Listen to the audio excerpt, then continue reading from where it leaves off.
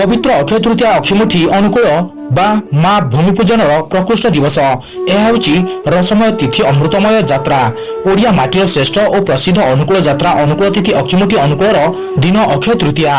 चाषी बिना चाष, कृषि बिना कृषक। एही पवित्र दिन रे धरित्री माँ को पूजा करबा पई चाषी भाई माने सकाळु उठी अक्षिमुठी को घरे पूजा करी अक्षिमुठी धरी कृषक अनुकूल पई बाहरी जाए चाष करिथिबा क्षत जमी को सेठारे पहुंची माँ लक्ष्मी को पूजा अर्चना करी अक्षिमुठी अनुकूल करी शस्य बुणी परंपरा अनुसार चाष कार्य आरंभ करिथाए। आपण कोन कहिबे? नमस्कार। पवित्र अक्षय तृतीया अवसर में ओडिशार समस्त चाषी भाई मानक मोर शुभेच्छा।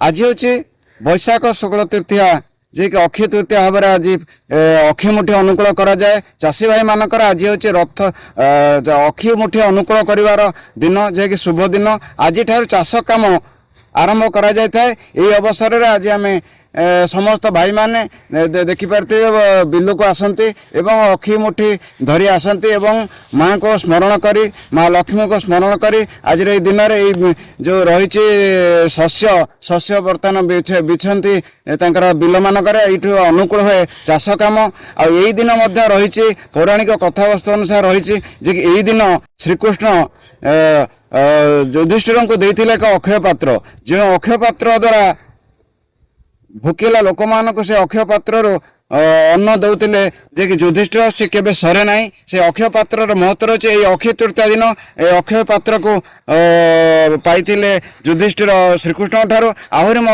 रही जे कि सुदामा होचंती तांकर बंधु जे कि खुद भजा नहीं जाते से यही दिन नहीं यही जो अक्षय तृतीया दिन नहीं से अक्षय पाई जे कि धन धान्य पूर्ण होता। यही दिन हूँ रथ अनुकूल करा जाए। ये कहि आज चाषी भाई मानक एक शुभर दिन जे कि अक्षिमुठीर दिन बा अक्षय तृतीया बोली कह जाए।